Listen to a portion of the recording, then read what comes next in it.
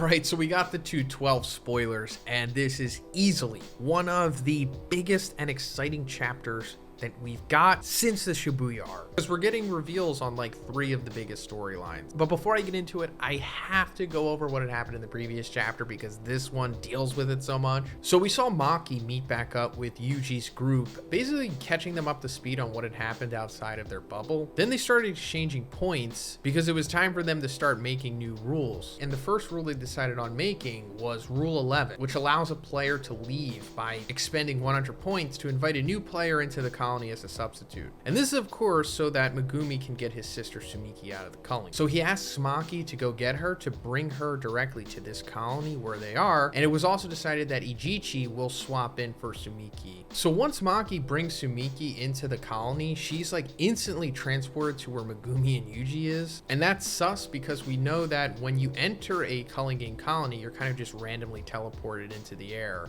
And once she got there, Megumi transferred 100 points to her so that she could use those 100 points to get out of the Culling Game and have Ijichi come in. But she decides to not do that, and she starts acting all weird. And instead, she uses the 100 points to add a rule that allows entry and exit across colony borders, meaning that players can now freely go in and out of the colonies, which they couldn't before. And that brings us to the beginning of this chapter that starts with a short flashback when Megumi met with Sumiki after she had woke up from the coma. Since she was asleep till then, she says that it's a bit difficult to walk. He reassures everything's going to be all right, and Sumiki teases him. Back to the present, just before the imposter added the rule, Yuji monologues as he watches Megumi reunite with his sister and thinks everything's going to be over and okay once Gojo is freed. He thanks Megumi and Gojo for giving him a role. Kogani adds the rule that allows players to enter and exit colonies. When Megumi asks who she is, the imposter wickedly replies as, "It's your sister, Megumi Fushiguro."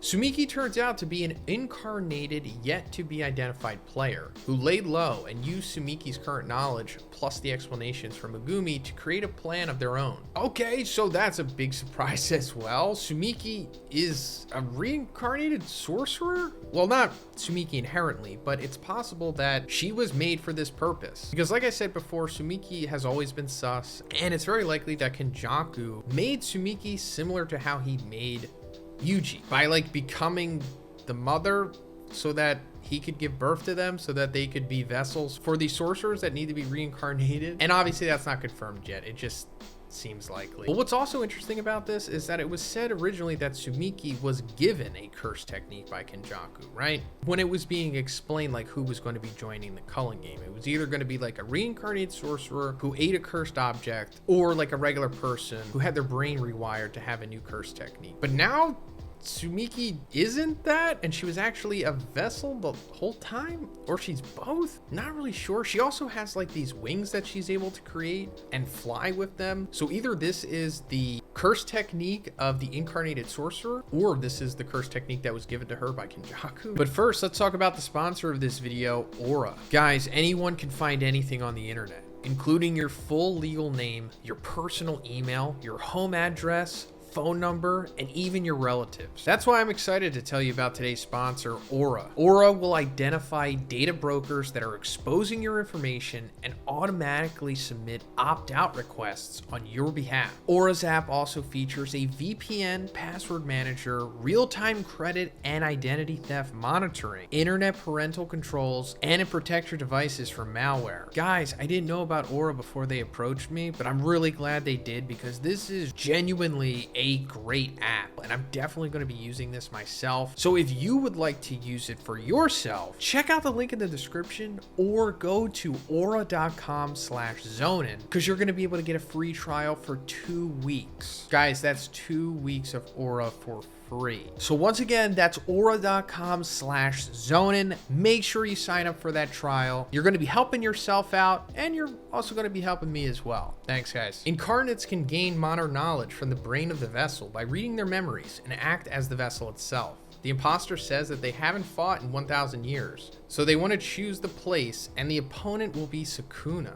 Sumiki flies away using the newly developed wings. Yuji and Angel immediately starts chasing after her, but Sukuna's mouth appears and utters the keyword of his binding vow with Yuji. This is finally it. This is when Sukuna is chanting in chain, which was set up, I think, in like chapter 11, which of course we also saw in the first season. I think it was like episode 6 maybe. And this was easily one of the biggest storylines in the series. It was like, okay, so what is finally going to happen when Sukuna does this? And of course, we've all had countless theories and speculations about it. And what turns out to actually happen here is not too far from what we mostly speculated would, I suppose. Sukuna swiftly knocks down Hana and slowly lays her down. He later explains his binding vow to Megumi. He will switch over for 1 minute when he says the keyword, but he won't kill anyone at that time, but on the condition that Yuji will forget about the vow. Sukuna says it's a gamble from now on, and then imbues some sort of cursed energy into his finger and tears it off. He later laughs at Yuji being stupid because he never mentioned that he wouldn't harm himself or Yuji during that 1 minute. All right, Sukuna, calm down. You're like 1,000 years old and you tricked a 16-year-old.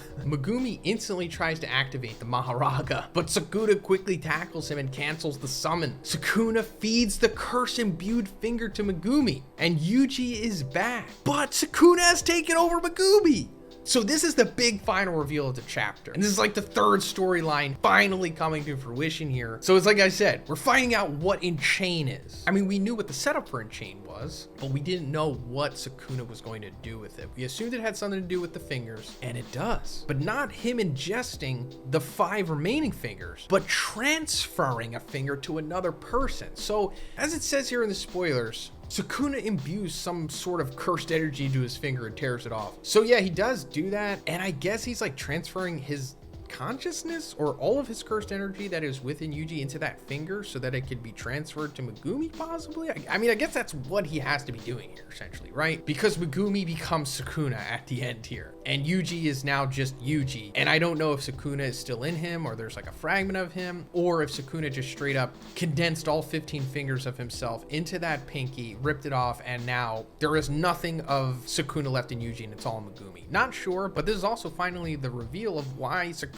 was interested in Megumi this whole time, because he wanted to take him over. And yeah, I guess some of us assumed that would be the case. I knew that he was interested in Megumi for more than just being Megumi, obviously. I thought it had something to do with the 10 Shadows, or him being a Zenin, or the son of Toji, and that all could be true too, but it turns out the main thing here is that he wanted to use Megumi as his vessel. And as for what this means going forward, not really sure. I don't think he's going to like take over Megumi and like kill him. Like at some point, Sukuna will just be like himself, not attached to anyone. And I assume that Megumi is being used for that purpose here. But that's pretty much it for this one, guys. I'm going to be talking so much more about this chapter on Sunday when we get the official release. So subscribe for that if you haven't already. And let me know what you think about all of this in the comments. So much to talk about. And if you like the video, guys, please give it a like and please subscribe if you haven't already. Have a great day. I'll see you in the next one.